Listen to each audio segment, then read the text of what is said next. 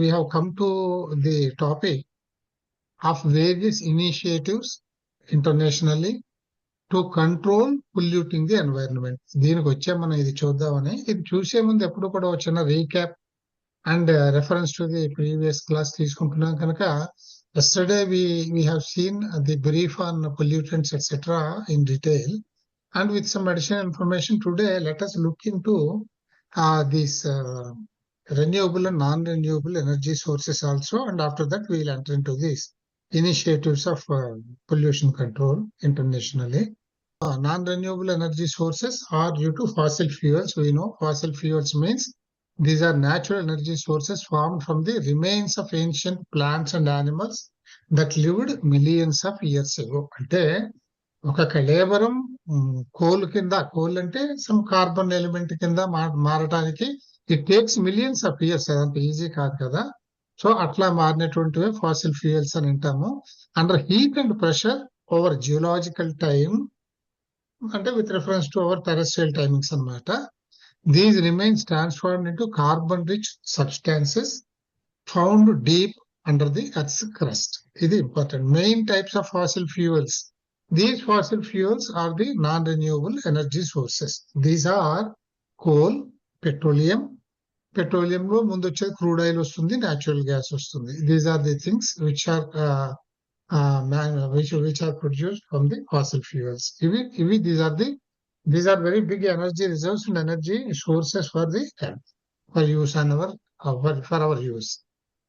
So what is the characteristic of these things, these fossil fuels is they are rich in carbons and hydrocarbons. They are non-renewable. We have seen that because they take millions of years to form. Then combustion releases energy, but also greenhouse gases. Energy source itself means by combustion we extract energy from them, heat energy, and also while giving out this energy, while burning, they also evolve gases, certain gases. These are called greenhouse gases, for example like carbon dioxide and methane etc. And these will pollute the environment, the air. These will pollute the air around the globe. So environmental concerns that result because of this combustion of the fuels, non-renewable energy sources, is air pollution, because they give out sulfur dioxide, nitrogen oxide and particulate matter. Then greenhouse gas emissions. These things contribute to the change in the global climate. And then oil spills and mining impacts. These things harm the ecosystems, means the biodiversity would be affected and several species of living beings would be eradicated by these oil spills and the mining impacts. So this we have seen. Fossil fuels, renewable energy sources. What are the major differences between these two are fossil fuels means non-renewable energy sources. Renewable energy sources we know solar, wind etc.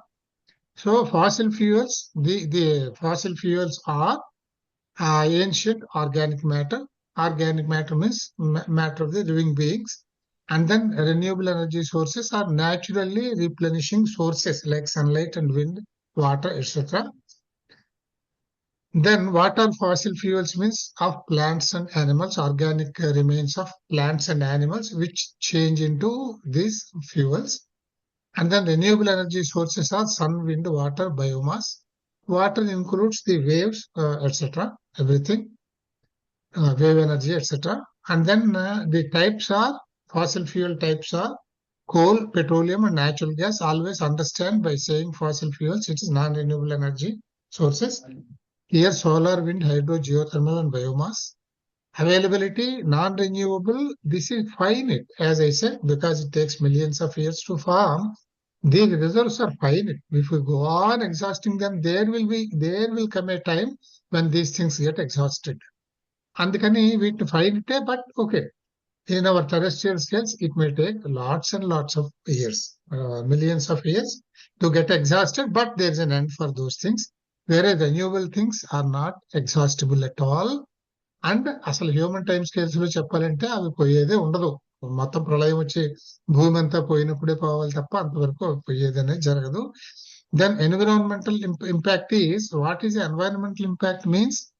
These things, these fossil fuels are when these are used for energy production, they cause air pollution, greenhouse gases, and climatic change, which are highly detrimental to the living beings, to the planet. These are highly detrimental. Whereas such pollutants emitted on natural or renewable resources is very, very minimal emissions and eco-friendly. They don't spoil the ecological balance of the environment. And also emissions of any pollutant gases is very, very minimal. Quite understandable, because if these non-renewable sources, if their emissions and their behavior also affects the ecological balance or the quality of the environment, naturally this earth would not have formed at all. దానికి రానే రాదు కదండి. అంత enormous quantities లో ఉన్న energy sources అవి harmful అయితే అసలు దీనికి స్టెబిలిటీ ఎక్కడ వస్తుంది? అసలు ఎర్తే ఫార్మ్ అయి ఉండేది కాదు, క్రియేషన్ ఉండుండేది కాదు. So this is quite understandable. And then what are the emissions that come from these things is, from these things we get carbon dioxide, methane, nitrogen oxides, and sulfur oxides. And these emissions are inchuminchuga zero, are almost nil because of from the natural resources. Then cost, ante how in utilization of these resources. For utilizing these non-renewable resources, we need to extract them, and we need to spend a lot on their extractions and whatever purification and utilization, etc. So this goes on increasing, and then depletion happens in the availability of the reserves. Whereas because of the technology improvements and the various incentives given by various governments, for example, if we want to install a solar power product on our rooftop, government gives lots of about 50% subsidy. Government 50 to 70% subsidy government gives. These are only to encourage utilization of the renewable resources. Here the expense involved in extracting these things is decreasing. Then why this is not so fluent in this society? Why only we depend on the non-renewable energy sources is because, we'll see that. Then energy reliability also, in terms of apart from these expenses, in terms of energy reliability, this energy taken from the non-renewable sources is very, very consistent. Definitely we know the levels of energy and they are definite together. Whereas these energy taken from the natural resources, it is not consistent. It is variable. For example, ఎండ బాగా ఉంటే మనకి production ఎక్కువ ఉంటుంది, ఎండ తక్కువగా ఉంటే production తక్కువ ఉంటుంది. For example, in this house now I'm residing, there is a 12 meg connection of the solar power installation of 12 meg ఉంది.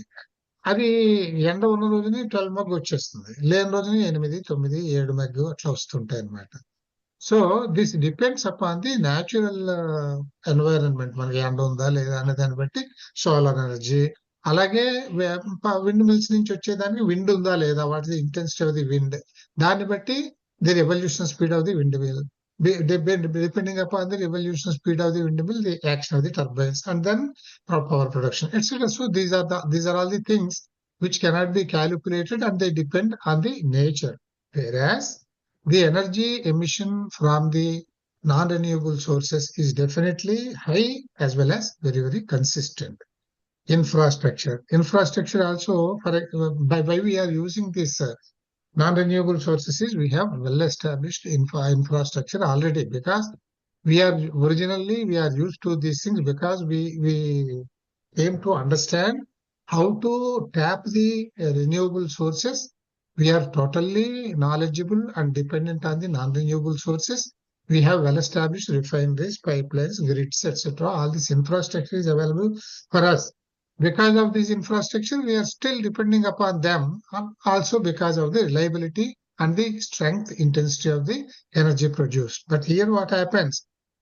Growing needs modernization, integration. Here, the infrastructure is not yet totally developed. There is no proper technology also to tap the natural resources, they are still very crude processes.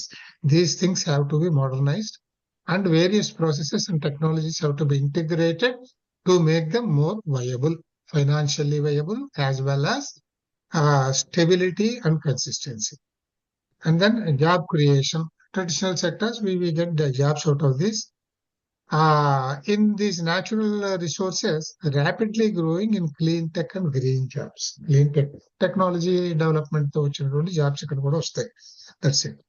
So this thing, okay, the fossil fuels are reliable but polluting and unsustainable. Unsustainable means they have an end. We may exhaust the resources. Polluting, definitely. When these fossil fuels are burnt, we get pollutant gases released into the environment. Renewable energy sources is clean. We don't get any pollutants, almost zero pollutants. And then sustainable. These are renewable, means they never get exhaust. So these are the main differences between renewable and non-renewable energy sources. And we'll see in a table form fossil fuels and renewable, non-renewable energy sources and renewable energy sources. This is ancient organic matter. This is naturally replenished resources. Coal, petroleum, natural gases, etc. Solar, wind, hydro, geothermal, and biomass. Then availability. This is non-renewable. It is finite. It is renewable, inexhaustible. And environmental impact. These are the pollutant gases released. Low minimal emissions, very eco-friendly. Carbon emissions, we have seen carbon emissions means the particulate matter and gaseous matter. So these are there. In these natural resources, they are almost zero. Then cost is increasing. పెరుగుతూ ఉంటే ఖర్చులనే పెరుగుతాయి పెద్దానికి. That is inflation. Valuation is the money. But this goes on decreasing as we increase the infrastructure, because these are natural sources. Recurring cost will be less on this, therefore the cost will be decreasing. Energy reliability on non-renewable resources is definitely more, and it is variable, dependent on the natural availability. That means the intensity of the wind and the sun and availability of water, etc. And then infrastructure, we have this, and now this is just going on. This is between these two things. Other things also we have seen. Eutrophic and oligotrophic terms also we have seen. These are the water, hydrosphere on the earth. ఈ వాటర్లో రెండు రకాలు చూసాం మనం. Eutrophic lakes or eutrophic rivers and oligotrophic lakes అని అంటాం వీటిని.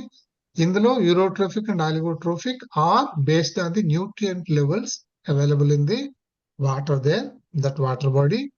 Nutrient levels means nutrients are the nitrogen compounds. మనం తోటల్లో మొక్కలకు కూడా వేస్తాం కదండి, నైట్రోజన్, ఫాస్ఫరస్ అని. సో ఫాస్ఫరస్ జనరల్ గా చాలా తక్కువ ఉంటుంది, నైట్రోజన్ కాంపౌండ్స్ ఎక్కువగా ఉంటాయి. These are nutrients. So extent of nutrients available in that water బాడీని బట్టి ఆ వాటర్ బాడీని యూట్రోఫిక్ ఆర్ ఆలిగోట్రోఫిక్ నేచర్ అని చెప్తాం మనం. Eutrophic means eutrophic water body is rich in nutrients. Nutrients means especially nitrogen compounds and also phosphorus compounds.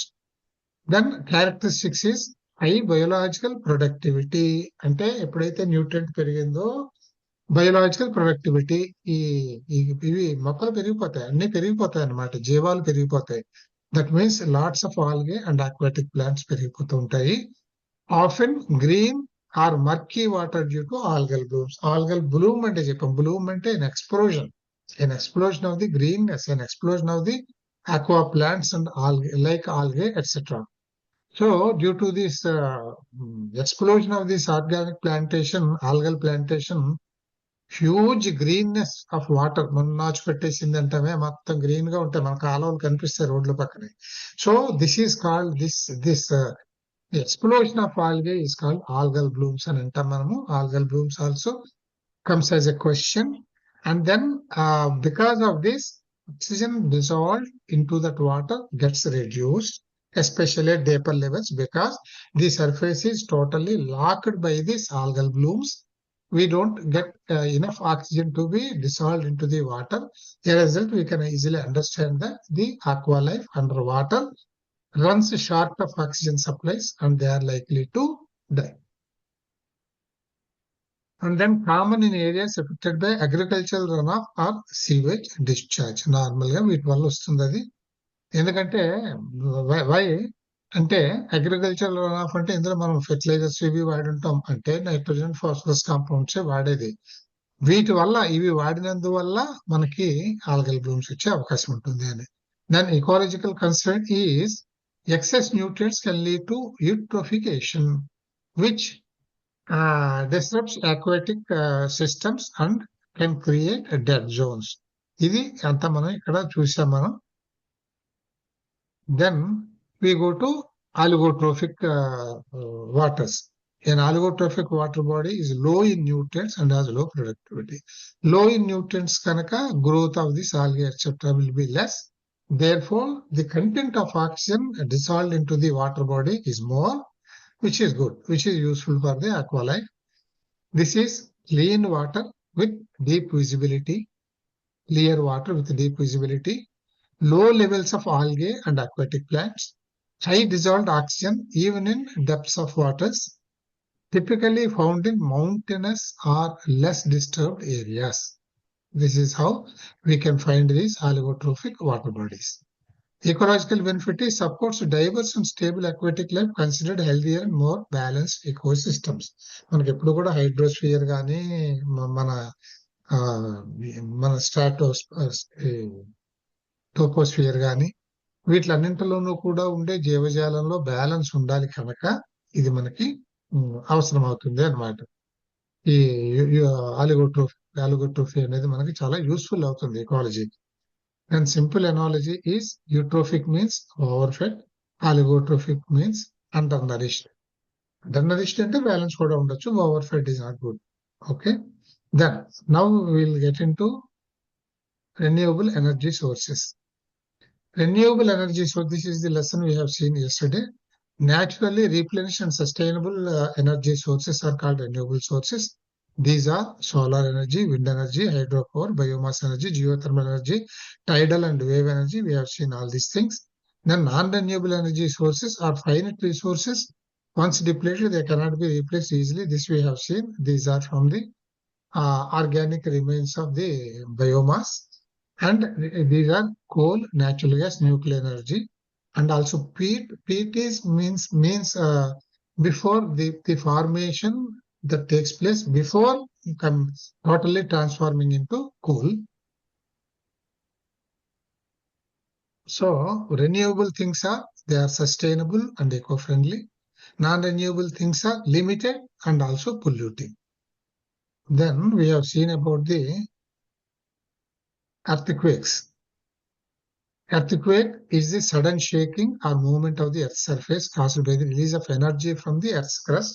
Then the release of energy, seismological energy and seismological waves, seismographs, ఇవన్నీ మనం మాట్లాడుకున్నాం కనుక నిన్ననే just గుర్తు చేస్తున్నాను. This usually occurs along geological faults where tectonic plates meet. The energy radiates in the form of seismic waves which travel through the earth and can cause ground shaking, surface rupture and significant damage. Causes of earthquake: tectonic plate movement in the crust. We have already seen this. Most common cause due to stress buildup at fault lines. Fault lines means where they are not stable, where these plates are not stable, are not balanced. Volcanic activity also causes earthquakes. And human activity also causes earthquakes, such as mining and reservoir induced. అది మనకి మహారాష్ట్రలో Koyna dam అని అంటామే, మీరు విని ఉంటారు. Koyna dam అని మహారాష్ట్రలో పెట్టాము. ఆ కోయినా రిజర్వాయర్ వల్ల అక్కడ సీస్మిసిటీ చాలా పెరిగిపోయింది అనమాట. బికాజ్ ఒక పక్కన షాలో చేసేసినప్పుడు ఏమవుతుందంటే రెండో పక్కనే అంతో ఇంతో అన్స్టేబుల్ గా ఉన్న టెక్టానిక్ ప్లేట్స్ కదిలిపోతాయి. దానివల్ల అవి డిస్ప్లేస్ అయిపోతాయి. దానివల్ల వచ్చే అవకాశం ఉంటుంది ఎర్త్క్వేక్స్. దేర్ఫోర్ మనకి దీనికి example is Koyna dam in Maharashtra అన్నమాట. Or underground explosions. కింద ఎక్స్ప్లోజన్స్ కూడా మనం చేస్తూ ఉంటాం కదా మైనింగ్ కోసం అని. They release explosions. మైన్స్ తవ్వాలి అని అంటే ఎక్స్ప్లోర్ చేస్తాము. చేసినప్పుడు దే కాజ్ స్లైట్ ఎర్త్క్వేక్స్ అన్నమాట. అండ్ దెన్ కొలాప్స్ ఎర్త్క్వేక్స్, ఇది కూడా జరుగుతుంది. ఎలాగంటే ఈ కేవ్స్ కూలిపోతూ ఉంటాయి ఒక్కొక్కసారి. గొల్ల అయిపోయినందువల్ల భూమి కొండల మీద కేవ్స్ కూలిపోతాయి. అప్పుడు హెవీ అలాగే land slides thousands of tons of masses fall, they slide down and fall on the stable ground. అప్పుడు ఏమవుతుంది, ఒక పెద్ద ఇంపాక్ట్ వస్తుంది. దానివల్ల కూడా earthquakes are formed. What is Richter scale? The Richter scale is a logarithm. నేను మీకు approximate గా ఐడియా ఇచ్చేసాను, అదే ఇక్కడ రాశాను. The Richter scale is a logarithmic scale developed in 1935 by Charles of Richter to measure the magnitude or intensity of the earthquakes, that is the amount of seismic energy released at the source. So key features. Scale is logarithmic. Ante what are the key features of this Richter scale? Each whole number increase means 10 times more ground motion. Ante ground motion ante wave motion means difference in the amplitude of the waves. Amplitude of the waves ని బట్టి మీకు wave length ని బట్టి frequency. These are all the interdependent things and it amounts to release of 32 times of energy. So 1 unit increase on Richter scale means release of energy by 32 times. It measures the magnitude, not the damage. ఈ magnitude కి damage కి సంబంధం లేదు. Damage how it is cause అనేది depends on several other factors. మనం చూసాం body waves, surface waves, వీటిని బట్టి దాని మీద కూడా ఆధారపడి ఉంటుంది. అండ్ ది డ్యూరేషన్, ఇవన్నీ కూడా they are all the causes for the damage cost. This Richter scale it only indicates you the magnitude of the earthquake taken place. Then Richter scale interpretation, yesterday we have seen. Again, just let us look into this. If the Richter reading is less than 2, then it is called a micro earthquake. Not at all felt, only seismographs can observe that something has happened here. Then 2.0 to 3.9, these are called minor things, minor earthquakes. Often felt, rarely causes damage. దీనివల్ల మనకి అదే often felt అంటే చెప్పుకున్నాం కదా, ఏదో కొంచెం అంతా కదలటము అట్లాంటి ఒక ఫీల్ ఒకటి వస్తుంది. వాట్ ఈస్ దిస్ షేక్ అనేది, అంతవరకే తప్ప డ్యామేజ్ అనేది ఏం జరగదు ఇక్కడ. 4 to 4.9 is called light. ఇవన్నీ టెక్నికల్ గానే అడ్రస్ చేసే వర్డ్స్ అండి ఇవి. ఇదేదో వీటిని బట్టి జనరల్ గా పెట్టిన టెర్మినాలజీ కాదు ఇది. The earthquakes are classified like this. Light earthquake means you notice the shaking. Damage is minimal. Notice the shaking means అదే అటకల మీద పడేది, ఉట్ల మీద పడేది, మంచం మీద ఇంకొంచెం ఎక్కువ అనుకుంటే మంచం మీద పడుకున్న వాళ్ళు కింద పడడం, ఇవన్నమాట. And then 5 to 5.9 they are called moderate earthquakes. They cause damage to the weak structures, old structures and poor structures. అటువంటి వాటికి ఇక్కడ damage జరగచ్చును. 6 to 6.9 is called a strong earthquake. It causes damage to buildings in populated areas. And then 7.0 to populated areas అంటే చాలా close packed గా ఉంటారు కనుక, there is close packed అంటే ఇరుకుగా ఉంటాయి కనుక ఈ expanse of the earthquake effect ఉంటుంది కనుక there is chance for the disruption. And then 7 to 7.9 is major. It causes serious damage and its impact is also very widespread on the surface. 8.0 and 8.0 and above that are great. These things normally do not occur. It is devastating. ఇవి జరిగాయి. మనం తుర్కీలో జరిగింది ఇదే జరిగింది. అప్పుడు వాళ్ళకి దాదాపుగా 8 రేంజ్కి వచ్చేసారు వాళ్ళు. ఇప్పుడే మనం ఫస్ట్ వాళ్ళకి సహాయం కూడా చేసాం వాళ్ళకి. So modern seismology often uses okay మనం ఇది ఒకటి చూద్దాం సరిపోతుంది. ఎర్త్క్వేక్ ఇంటెన్సిటీ చెప్పేది రిక్టర్ స్కేల్ చూస్తాము. ఇప్పుడు ఇంకా మోడర్న్ మ్యాగ్నిట్యూడ్ స్కేల్ అని ఒకటి వచ్చింది అనుకోండి. మోడర్న్ మ్యాగ్నిట్యూడ్ స్కేల్స్ అంటే అది చాలా యాక్యురేట్ గా మెజర్ చేసేస్తుంది ఇంటెన్సిటీ ఆఫ్ ది ఎర్త్క్వేక్ ని. Earthquake epicenters are located using seismographs placed at different locations. మనం ఆ టూల్ ని పెట్టి కనపడతాం అన్నమాట. ఇది నేను మీకు చెప్పాను, జౌల్స్ అంటాము. ఇవి ఎనార్మస్ లెవెల్స్ లో ఉంటాయి కనుక మనం we have developed this logarithmic scale and also this latest international system of units ఒకటి మనం కనిపెట్టుకున్నాం కదా, అది సరిపోతుంది. ఇది నేను చెప్తాను for example earthquake magnitude Richter scale మీద 5 అంటే జౌల్స్ అనేది that is the basic unit. అంటే కరెన్సీకి పైసా ఎలాగో ఎనర్జీ రిలీజ్ కి జౌల్ అట్లాగా 1 joule is the basic unit of energy.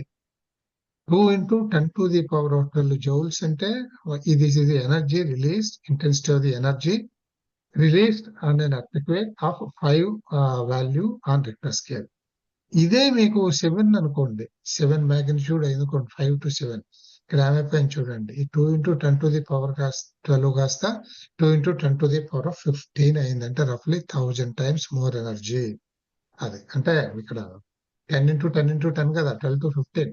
So 1000 times more energy release అయిపోయింది for a difference of 2 on a Richter scale. So this is how we can understand these things. Now we'll enter into the various initiatives, international initiatives for control of pollution, so that all these things do not appear, all these detriments do not occur to the living beings on the earth. So the first goal is what is called the Millennium Development Goal. Millennium Development Goals means 8 international development goals for the year 2050. These goals ఒక chronological గా మనం historical గానే చదువుకుంటూ వస్తాము. ఇది పాతది అయిపోయింది కదా 2015 అని అనుకోకండి, దీని మీద క్వశ్చన్స్ వస్తాయి. ఏదైనా హిస్టరీ కూడా మనకి తెలియాలి. అండ్ ఇది ఒక లిమిట్ వరకు దీన్ని పెట్టుకున్న తర్వాత, దట్ మీన్స్ న్యాచురల్లీ ఇది ఎప్పుడు 2015 అంటే ముందు పెట్టుకొని ఉంటాం కదా, మనం ఒక 10 ఏళ్ళు ముందు పెట్టుకొని ఉంటాం. అది 2015 వరకు మనం గోల్స్ పెట్టుకున్నాము. అప్పుడు ఏం చేస్తారు, that date is reach, they will review మనం పెట్టుకున్న గోల్స్ ఏమిటి, మన అచీవ్మెంట్ ఎంత అనేది. And depending upon the achievement they can modify the goals and also they can increase their goals. తర్వాత they can add new things and all those things happen. So ఈ మొత్తం chronology అంతా తెలియాలి కనుక the first initiative was development of Millennium Development Goals, that is 8 international development goals for the year 2015. ఇది ఎక్కడ జరిగింది, ఇది millennium summit of the United nations. మనకు తెలుసు కదా ఐక్యరాజ్య సమితి, యునైటెడ్ నేషన్స్ ఇన్ 2000, 15 ఏళ్ల ముందు 2000లో 2015 వరకు మనం ఏ విధమైన గోల్స్ పెట్టుకోవాలి to contain the expanse of the pollution in the environment. దీని గురించి దీన్ని ఏమన్నారని అంటే అడాప్షన్ ఆఫ్ మీన్స్, దీని రిజల్యూషన్ ఇక్కడ తీసుకుందాన్ని ఏమన్నారంటే యునైటెడ్ నేషన్స్ మిలేనియం డిక్లరేషన్. ఇవన్నీ చాలా important terminology. United nations millennium declaration. So the United Nations Millennium Declaration comprises 8 goals, 8 international development goals. What are these 8 goals? To eradicate extreme poverty and hunger. ఇవి ఇంక explanation అక్కర్లేదు, చదువుకెళ్తే మీకు అర్థమైపోతాయి. So these are the targets. ఈ విధంగా మనం బాగు చేసుకోవాలి మన ఎర్త్ ని, మన పీపుల్ ని అండ్ మన ఎన్వైరన్మెంట్ ని అని చెప్పారనమాట. రెండోది to achieve universal primary education. Then to promote gender equality and empower women, to reduce child mortality. ఇది మనకి సాధారణంగా చైల్డ్ మార్టాలిటీ రేట్ ఎక్కువ ఉంటుంది కదా పూర్ కంట్రీస్ లో అండ్ అండర్ డెవలప్డ్ కంట్రీస్ లో ఎక్కువ ఉంటుంది, అది తగ్గించాలి. టు ఇంప్రూవ్ మెటర్నల్ హెల్త్, అంటే మెటర్నిటీ పీరియడ్ లో విమెన్ హెల్త్ ని గార్డ్ చేసుకోవాలి. To combat HIV, AIDS, malaria and other diseases. To ensure environmental sustainability. Environmental sustainability అంటే reduction of the pollution of the environment. Then to develop a global partnership for development. Means international గా దేశాలన్నీ కలిపి overall గా for the development of the world as a whole that should be planned. These are the 8 goals which are called the Millennium Development Goals, which are adopted in the United Nations Millennium Declaration in the year 2000. దీని తర్వాత ఇప్పుడు 2015 వరకు ఇది వచ్చింది కదా, దీని తర్వాత ఏం చేస్తారు, ఒక 15 ఏళ్ళకి వేస్తున్నారు ప్లాన్. ఇది ఇంకొక 15 ఏళ్ళు. So from 2015 to 2030 this is now in vogue అనమాట, more or less. So sustainable development goals అనే దాన్ని, దీన్ని ఏమన్నారు, ఈ పేర్లు గుర్తు పెట్టుకోండి. ఇది how many goals are fixed in అని వాడు యునైటెడ్ నేషన్స్ మిలేనియం డిక్లరేషన్ అన్నా ఆర్ ఇంటర్నేషనల్ డెవలప్మెంట్ గోల్స్ అన్నా జస్ట్ నంబర్లో ఇస్తాడు వాడు. 8, 16, 14, 12 ఇలా ఇస్తాడు అనమాట. సో ఇది 8 అని గుర్తు పెట్టుకోవాలి. This number is a question, అంతే, సింపుల్. అలాగే మీకు దీని తర్వాత ఇనిషియేటివ్ సస్టైనబుల్ డెవలప్మెంట్ గోల్స్. ఇవే ఉంటాయి. ఇక్కడ ఎంతవరకు అచీవ్ చేశాము అనే దాన్ని బట్టి ఇందులో తీసుకునేటువంటి రిజల్యూషన్స్ ఉంటాయి. మనం జస్ట్ సబ్జెక్ట్స్ మాత్రమే చూస్తున్నాం, ఇందులో లోపల కంటెంట్స్ ఏమిటి, డీటెయిల్స్ ఏమిటి అనేది మనం చూడటం లేదు. అందులో చాలా తేడాలు ఉంటాయి, చాలా మోడిఫికేషన్స్ ఉంటాయి, రివిజన్స్ ఉంటాయి, న్యూ ఇంట్రొడక్షన్స్ ఉంటాయి, అన్ని ఉంటాయి అన్నమాట. And what is the target fix and what is the achievement done, ఇవన్నీ కూడా డిస్కస్ చేసి ఫర్దర్ గోల్స్ పెడతారు. ఇప్పుడు 2015 తర్వాత 17 goals set by UN general assembly, same United nations పైన లాగానే ఇది కూడా. This is set in 2015. That means after the time of the first Millennium Development Goals are fixed, that was reviewed, and then they have resolved these Sustainable Development Goals అని పేరు పెట్టారు. అది millennium development goals అన్నారు, ఇక్కడ sustainable development goals అన్నారు. 17 goals are set here in 2015, transforming our world, the 2030 agenda for sustainable development, 169 targets with 232 indicators. అంటే ఇందులో ఏమిటంటే goals 17 goals. For achieving these 17 goals, the targets are in 169 angles, 169 events అన్నమాట. ఈ 169 ఒక్కొక్క దానికి కొన్ని indicators పెడతారు, ఎట్లా దాన్ని డెవలప్ చేసుకోవాలి అనేది. సో ఇవి 169 targets and 232 indicators. Here the important thing is that the goals fixed in Sustainable Development Goals in 2015 up to the year of 2030 is 17. ఈ 8, 17 అది మిలీనియం డెవలప్మెంట్ గోల్స్, ఇవి సస్టైనబుల్ డెవలప్మెంట్ గోల్స్. 17 టార్గెట్స్, అక్కడ 8 టార్గెట్లు, ఇక్కడ 17 టార్గెట్లు. ఈ 17 ఏమిటి, ఇవి కూడా తెలియాలి. ఎందుకంటే ఒక్కొక్కసారి క్వశ్చన్, ఈ సస్టైనబుల్ డెవలప్మెంట్ గోల్స్ లో దీస్ ఫ్యాక్టర్స్ ఆర్ ఇన్క్లూడెడ్ అని ఒక ABCDEFG అని ఇస్తాడు. అందులో 3, 4 కరెక్ట్ ఉంటాయి, అవి మీరు చేయాల్సి వస్తుంది. కనుక ఇవన్నీ తెలియాలి మీకు. ఇవి ఏమిటంటే నో పావర్టీ, జీరో హంగర్, ఈజీగా తెలిసిపోతాయండి. డోంట్ వరీ, ఇదే ఎన్ని 17 అక్కడ గుర్తు పెట్టుకుంటాను అనుకోకండి. ఒక్కసారి చదివేస్తే మీకు ఇందులో లేనిది ఇస్తే అది ఈజీగా మీకు గుర్తయిపోతుంది, ఇబ్బంది ఏం లేదు. So no poverty, zero hunger, no poverty itself is zero hunger. Good health and well being for people, quality education, gender equality, clean water and sanitation. You see, clean water means it comes into again our purity అంటే pollution తగ్గించుకోవడం అనేది. And then affordable and clean energy, this is utilising the resources, renewable resources. అప్పుడే కదా clean energy వచ్చేది. Clean and green energy అంటాం, which we extract from the renewable sources, that is what is called clean and green energy అని అంటాం. ఎందుకు clean green అంటామంటే because they don't emit any dangerous gases, pollutant gases and other pollutants. Pollutants include both all the gaseous, solid and also liquid. Then decent work and economic growth, industry, innovation and infrastructure. ఈ industry and innovation and infrastructure అని అంటే ఇందులో కూడా మీకు all pollution control effects అన్ని ఉంటాయి. ఇందులో treatments plant పెట్టాలని, చిమ్నీస్ లో నుంచి హార్మ్ఫుల్ గ్యాసెస్ వదలకూడదని, ట్రీట్ చేసి వదలాలని, all these things will be include in this design, in these details అనమాట. Then reducing inequalities, sustainable cities and communities. Sustainable cities and communities means ఇది 4 కాలాల పాటు సస్టైన్ అవ్వాలి అని, పాడైపోవాలి అంటే పొల్యూషనే కారణం దానికి. Responsible consumption and production, this means a responsible utilization of the resources. చెప్పుకున్నాం కదా, వాటర్ నువ్వు ఉంది కదా అని వేస్ట్ చేయడం, ఉన్నవాడు లేనివాడు తాగడానికి కూడా లేక బాధపడటం, ఇటువంటి ఉండకూడదు. And also the utilities required for the public should be produced responsibly. అంటే రెస్పాన్సిబ్లీ మీన్స్ అందులో అవినీతి ఉండకూడదు, అడల్ట్రేషన్ లో అవి ఉండకూడదు, ఇవన్నీ చెప్పడం అనమాట. Then climate action, we know that climate, ఇవన్నీ కూడా మనకి ఇప్పుడు పొల్యూషన్ లోకి వస్తాయి. Climate action, life below water, life on land, ఇవన్నీ కూడా మనకి they come under this pollution effects, control of pollution effects. Then peace, justice and strong institutions, ఇవి మళ్ళీ వచ్చింది కమ్యూనిటీలో వచ్చేసాయి ఇవి. Then partnerships for the goals. Partnerships for the goals means an understanding between various countries of the world, how these goals can be fixed and how these goals can be achieved, and what is the responsibility of the various people to achieve these things. ఇవన్నీ చెప్పేటండి. ఈ 17 goals కూడా వీటిని we call them sustainable development goals, framed in 2015 with a caption transforming the world by 2030 అనే దాని కింద ఇవి పెట్టారు అన్నమాట. Environmental protection act 1986. ఇది relating to environment act by the parliament of India after Bhopal tragedy. అంటే బేస్డ్ ఆన్ దీస్ అండర్స్టాండింగ్స్, అంటే international development goals కి రెఫరెన్స్ తోటి ఇండియాలో తీసుకున్నటువంటి తయారు చేసినటువంటి యాక్ట్స్ ఏమిటి అని అంటే, one is environmental protection act 1986.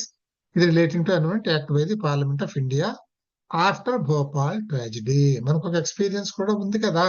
So Bhopal tragedy తర్వాత ఎన్వైరన్మెంటల్ ప్రొటెక్షన్ యాక్ట్ అని పెట్టారు. ఇందులో ఏమిటంటే ఇంక మళ్ళీ మనం దీని డీటెయిల్స్ చూడటం లేదు. ప్రొటెక్షన్ కి ఏం చేయాలో చాలా రాసి ఉంటారు అందులో. ఏది ఎమిషన్స్ ఎట్లా విడిచిపెట్టాలి ఏమిటి ఇవన్నీ ఉంటాయన్నమాట. అండ్ వాట్ ఆర్ ది అంటే ఇప్పుడు మనం ఒక ఫైర్ యాక్సిడెంట్ అవుతుంది అని అనుకుంటే నీళ్ళ బకెట్లు ఇసుక బకెట్లు పెట్టుకుంటాం కదా.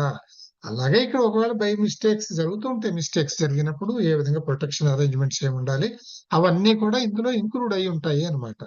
Then this is called national green tribunal act, NGT. ఇది చాలా ఇంపార్టెంట్. ఎన్జిటి అనేది ఎక్కువగా మీకు అబ్రివియేషన్స్ లో కూడా ఇస్తూ ఉంటాడు. This is national green tribunal act framed in 2010.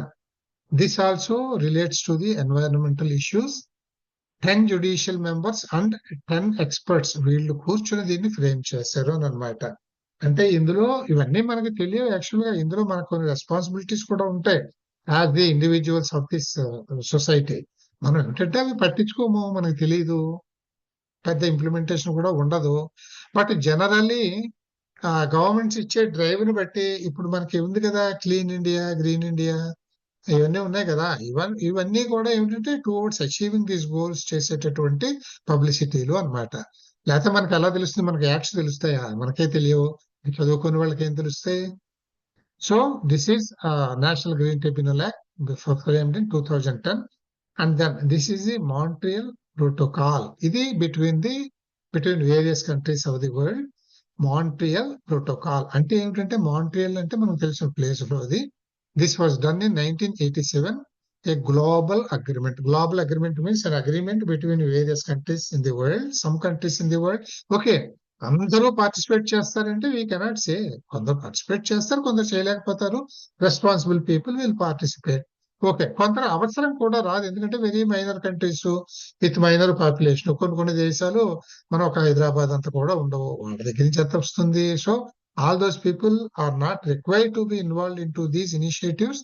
However కొంచెం ఎక్కడ కాగ్నిజబుల్ పొల్యూషన్ కంటెంట్ ఎక్కడ ఉంటుందో వాళ్ళని తీసుకొని a global agreement to protect the stratospheric ozone layer by phasing out the production and consumption of ozone depleting substances, ODS అని అంటారు. ozone depleting substances అంటే which cause emissions of chlorofluorocarbons. అటువంటి వాటి utilisation ని తగ్గించడము. ఎందుకని? ఓజోన్ డిప్లీషన్ ని తగ్గించడానికి. ఈ ఓజోన్ డిప్లీషన్ వల్ల ఏమవుతుంది అంటే, మన ఎర్త్ చుట్టూ ఉన్నటువంటి ఓజోన్ కవర్ లో పంక్చర్స్ ఏర్పడతాయి, ప్యాచెస్ వస్తాయి. ఈ ప్యాచెస్ నుండి యూవీ రేడియేషన్ మనకు తగిలింది అని అంటే అక్కడ ఆ పార్ట్ ఆఫ్ ఎర్త్ స్మాష్ అయిపోతుంది, బర్న్ అయిపోతుంది అన్నమాట. సో దిస్ అగ్రిమెంట్ ఆఫ్ 16/9/1987 ఏదో ఉంది కదా, ఇన్ఫర్మేషన్ వేసాను కానీ మీరు ఇయర్ గుర్తుపెట్టుకుంటే సరిపోతుంది. 87 Montreal Protocol happened in 1987. This underwent revisions. చెప్పుకున్నాం కదా, మనం ఒక ఇనిషియేటివ్ పెట్టుకుని, ఒక టార్గెట్ పెట్టుకుని, ఒక టైం ఫ్రేమ్ పెట్టుకున్న తర్వాత what are the achievements we're deriving at various time intervals చూసుకుంటూ ఉండాలి. 15 ఏళ్ళకి గోల్ పెట్టుకున్నాక 15 ఏళ్ళు నోరు మూసి కూర్చుంటే అందరూ మర్చిపోతారు దాన్ని. కాదు కదా, ఒక యాన్యువల్ అనో బయాన్యువల్ అనో అట్లీస్ట్ పంచవర్ష ప్రణాళికలో ఏదో ఒకటి పెట్టుకుని will be reviewing these achievements and depending upon that will be increasing the intensity or pressure on the achievement of these initiatives అన్నమాట. సో ఆ విధంగా ఇక్కడ జరిగిన రివ్యూస్ 1990లో లండన్ లో జరిగింది, 1991 నైరోబీలో జరిగింది, 1992 కోపెన్హాగన్ లో జరిగింది, 1993 బ్యాంకాక్ లో జరిగింది, 1995 వియన్నాలో జరిగింది, 1997 మాంట్రియల్ లో జరిగింది. మళ్ళీ 87 తర్వాత 10 ఏళ్ల తర్వాత మళ్ళీ మాంట్రియల్ లో రివ్యూకి వచ్చింది. 1998 ఆస్ట్రేలియాలో చూశారు, 1999 చైనాలో చూశారు, అండ్ 2016 ఇది చూశారు. కానీ 2016 లో చేసినటువంటి మోడిఫికేషన్స్ అవి కూడా ఫోర్స్ లోకి రాలేదంట. ఇది కిగాలి అనే చోట చేశారు. But these modifications introduce in 2016, discussed and introduce in 2016 are have not come in to implementation. ఎందుకంటే ఎప్పుడైనా ఇంత చివర్లకు వచ్చే కొద్దీ ఏమవుతుందంటే టైం ఎక్కువగా గడిచే కొద్దీ టార్గెట్స్ మీద ఉంటే టఫ్నెస్ పెరిగిపోతూ ఉంటుంది. అవి ఎన్ఫోర్స్ చేయడం అంత సులభంగా ఏమి ఉండదు. It's taking little bit of time. Then ఇవన్నీ పేర్లు చాలా ఇంపార్టెంట్ అండి. Montreal protocol 1987, then Rio summit 1992. ఇవన్నీ కూడా ఈ ఇనిషియేటివ్ పేర్లు ఇయర్స్ ఒక మ్యాచింగ్ కూడా వచ్చే అవకాశం ఉంటుంది మీకు. Rio summit in 1992, this is United Nations conference on environmental and development, అంటే environment and development, UNCED UNCED అని అంటాం మనం దీన్ని. ఈజ్ ఆల్సో నోన్ యాజ్, ఇది చాలా ఇంపార్టెంట్ నేమ్ అండి, ఎక్కువ సార్లు పరీక్షలో ఇచ్చారు, Rio de Janeiro Earth Summit, లేదు simply Earth Summit or simply Rio Summit. ఇవన్నీ దీనికి పేర్లే, అందుకని ఇక్కడ రియో సమ్మిట్ అని పెట్టాం. This happened in 1992, Rio Summit, Rio de Janeiro Summit or the Earth Summit అంటే కూడా సింపుల్ గా ఎర్త్ సమ్మిట్ అంటే కూడా అదే, లేదు ది రియో కాన్ఫరెన్స్. ఇవన్నీ కూడా దీనికి ఉన్నటువంటి పేర్లే. ఇది పోర్చుగీస్ లో జరిగింది. ఇది was a major UN conference held in Rio de Janeiro from 3rd to 14th June 1992. ఇవన్నీ జస్ట్ గుర్తు పెట్టుకోవాలి, ఇయర్స్ పేర్లు. The UN conference on sustainable development was also held in Rio and is commonly called Rio Plus 20 or Rio Earth Summit 2012. ఇది కూడా మనకి sustainable development goals ను కూడా కలిపి రివ్యూ చేశారు ఇందులో. That is what is called Rio earth summit 2012 year అన్నమాట. ఉత్త రియో సమ్మిట్ అంటే 1992, రియో ఎర్త్ సమ్మిట్ అన్నా లేదు రియో ప్లస్ 20 అని అన్నా దీన్ని 2012 లో రిజాల్వ్ చేసినటువంటిది. Then convention on biodiversity. Biodiversity అంటే ఏమిటి? The sustenance of various biological species, అంటే అన్ని రకాల జీవజాలాలు, అన్ని వెరైటీస్ ఆఫ్ జీవజాలాలు కూడా సస్టైన్ కాబడాల్సిందే. This also comes under sustainability of the environment. So this came in to force from 29/12/1993. ఇది గుర్తుపెట్టుకోవాలి. ఇది యాక్చువల్ గా దీన్ని రిజాల్వ్ చేసింది 1992లో రిజల్యూషన్ చేశారు. 1993లో by the end of 1993 it has come in to force. ఇందులో 3 మెయిన్ గోల్స్ ఉన్నాయి. ఒకటి conservation of biodiversity, then sustainable use of biodiversity, then fair and equitable sharing of the benefits arising from the use of genetic resources. ఇదంతా కూడా biodiversity మీదనే ఉంది. పేరే conventional biodiversity కదా. Biodiversity అంటే the variety of the biological species అన్నమాట. Conservation of biodiversity means అంటే all species, animals, birds, creatures, what ever అని కొన్ని bacteria and also micro organisms, ఇవన్నీ కూడా మనం ఖచ్చితంగా వీటన్నింటి కూడా కన్సర్వ్ చేసుకోవాల్సిందే. ఎందుకంటే this conservation causes the proper ecological balance. ఇందులో ఏమైనా కొన్ని జీవజాతులు జాలాలు నశించిపోయాయి అని అంటే అక్కడ ఎకలాజికల్ బ్యాలెన్స్ దెబ్బతింటుంటాం. అందుకనే మన వాళ్ళు ఎక్స్టింక్ట్ అయిపోతున్నటువంటి స్పీసీస్ అన్నింటినీ కూడా వీళ్ళు ప్రత్యేకమైనటువంటి జోన్స్ క్రియేట్ చేసి వాటిని బతికించడాన్ని చూస్తూ ఉంటారు అన్నమాట. బతికించి వదిలిపెడుతూ ఉంటారు బయటికి. So this is what is conservation of biodiversity and sustainable use of biodiversity. ఇందులో మనం కొన్ని వాడుకుంటాం బయోడైవర్సిటీలో. అంటే బయోడైవర్సిటీలో అన్ని వస్తాయి, ప్లాంట్ లైఫ్ కూడా వస్తుంది. సో ఇందులో మనం వాడుకుంటాం, అది కూడా సస్టైనబుల్ యూస్. ఏది కూడా ఖాళీ చేసేయడం, నాశనం చేసేయడం కాదు. ఎంతవరకు వాడుకోవాలో అంతవరకు మనం వాడుకోవాలన్నమాట. Then fair and equitable sharing of the benefits arising from the use of genetic resources. వీటి నుంచి వచ్చేటటువంటి బెనిఫిట్స్ ని పంచుకోవటం మొత్తంగా ప్రపంచంలో ఉండేవాళ్ళు అందరూ కానీ ఓ ఏరియాలో ఉండేవాళ్ళు దాన్ని బట్టి. Then the next initiative is Kyoto Protocol 1997 is an international treaty and agreement which extends the 1992 UN Framework Convention on Climate Change, UNFCCC. ఇది ఒకటి ఎక్కువగా మీకు పాత పేపర్స్ లో గమనించిన దాని ప్రకారం ఎగ్జామినేషన్ లో ఈ అబ్రివియేషన్స్ లో ఇస్తాడు. ఇది United Nations United Nations Convention on Climate Change, United Nations Framework and Convention on Climatic Change. ఇది దీనికి ఉన్నటువంటి ఎక్స్పాన్షన్, ఇది గుర్తుండాలి. This is Kyoto Protocol is to reduce green house emissions. అంటే వరుసగా మనం చూసుకొస్తున్నాం చూడండి. ముందు వాటర్ గురించి చూసాము, పొల్యూషన్ గురించి ఇనిషియేటివ్ చూసాము, తర్వాత బయోడైవర్సిటీ కన్సర్వేషన్ గురించి చూసాము. Now we have come to gases, green house gases contain చేయడం గురించి చూస్తున్నాం మనం. To reduce green house gas emissions based on the observation that global warming is occurring and it is because of human made carbon dioxide emissions. మనకి carbon dioxide profuse గా వచ్చేస్తూ ఉంటుంది, ఎక్కడ పడితే అక్కడ వచ్చేస్తుంది. మనకి ఇండస్ట్రీస్ నుంచి వచ్చేస్తుంది, ఆటో నుంచి వచ్చేస్తుంది, ఇంకొక పక్కన అగ్రికల్చర్ వాటి నుంచి వచ్చేస్తుంది, ఇన్ఫ్రాస్ట్రక్చర్ నుంచి వచ్చేస్తుంది, అన్ని చోట్ల నుంచి వచ్చేస్తుంది. This was adapted in Kyoto 1997 పైన చూసాం మనం. that has come in, and this Kyoto Protocol has come into effect from 2005. 97 లో చేసినటువంటి రెజల్యూషన్ 2005 లో that is coming into, from 2005 onwards that has come into force, into implementation. Then the next one is Paris Agreement 2015. It is an agreement within the UNFCCC. అంటే ఇదే దీంట్లో ఈ బాడీలోనే, అంటే United Nations framework convention on Climate change, అదే బాడీలో ఇది 2015 లో, it was 1997 లో వచ్చింది, 2005 లో ఇంప్లిమెంటేషన్ లోకి వచ్చింది. అంటే 2015 లో మళ్ళీ ఈ బాడీ వీళ్ళు చేసిందంటే ఒక ప్యారిస్ అగ్రిమెంట్ అని ఒకటి చేశారు. ఇది దేని గురించి చేశారంటే dealing with green house gas emissions, పైన ఉన్నది అదే కదా. Then adaptation and finance starting in the year 2020. ఇది చాలా latest. Its long-term goal is to keep the increase in global average temperature to well below 2 degrees centigrade above the pre-industrial levels, and to limit the increase to 1.5 degrees centigrade, as this would substantially reduce the risks and effects of climate change. ఇందులో ఏమిటంటే normal గా మనకి ఈ pollution, మనకి environmental pollution ఎక్కువగా ఎప్పుడు మొదలైంది అంటే మనం ఇండస్ట్రియల్ రెవల్యూషన్ అని అంటాం మనం. అంటే green revolution, white revolution, industrial revolution, ఇవన్నీ ఉన్నాయి మనకు తెలుసును కదా. అగ్రికల్చర్ ప్రొడ్యూస్ పెరిగేది గ్రీన్ రెవల్యూషన్, మిల్క్ ప్రొడక్షన్ పెరిగేది వైట్ రెవల్యూషన్, ఇలాగే ఎగ్ రెవల్యూషన్ కూడా ఉంది, దానికి కూడా ఏదో పేరు ఉంది.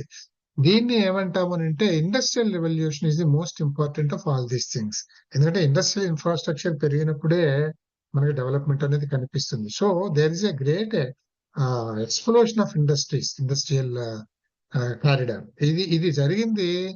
ఇది జరక్క ముందు ఉండేటటువంటి ఎన్వైరన్మెంటల్ టెంపరేచరు ఇది జరిగిన తర్వాత ఒక్కసారిగా పెరిగిపోయిందండి, విపరీతంగా పెరిగిపోతూ వస్తుంది. ఇండస్ట్రియలైజేషన్ పెరిగే కొద్దీ ఎన్వైరన్మెంటల్ టెంపరేచర్ పెరిగిపోతుంది. దానివల్ల global warming, green house gases ఇవన్నీ పెరిగిపోతూ ఉంటాయి, బై ప్రొడక్ట్స్ ఇవన్నీ. అందుకని వీళ్ళు ఇక్కడ ఈ ప్యారిస్ అగ్రిమెంట్ లో పెట్టుకున్న ఇనిషియేటివ్ ఏమిటి అంటే ఆ ప్రీ ఇండస్ట్రియల్ టైమ్స్ కి ముందు ఏ టెంపరేచర్ ఉందో దానికంటే 2 డిగ్రీల్ని మించకుండా తక్కువ ఉండేలాగా టెంపరేచర్ గ్రోత్, అంతవరకే ఇండస్ట్రియల్ ఎక్స్ప్లోజన్ అనేది మనం చేసుకోవాలి అనేది చెప్పారు. ఓకే, 2 చేయకపోతే అట్లీస్ట్ 1.5 డిగ్రీస్ ఇంత మాత్రం కంటైన్ చేయగలిగితే మనం టెంపరేచర్ కంట్రోల్ ని, it reduces to a large extent the risks and the bad effects of the climatic change, and because of global warming, etc. Then తర్వాత ఇంటర్నేషనల్ సోలార్ అలయన్స్, ISA, ఇవన్నీ important for both abbreviations and also for their names and years times. So this is initiated by India, International Solar Alliance, at the initiations of our country. The primary objective is to work for the efficient exploitation of solar energy to reduce dependence on fossil fuels. Agreement concluded between India and France. The National Action Plan on Climatic Change. ఇది మన దగ్గర national action plan on Climate change. ఇది మనం contain చేయడం, climate change అనేది because of green house gases and pollutant gases. How to contain these things అనేటటువంటిది ఈ national action plan 2008 లో చెప్పారు. This we will see in the next class. ఇక్కడ వరకు ఆప్ చేసేద్దామండి.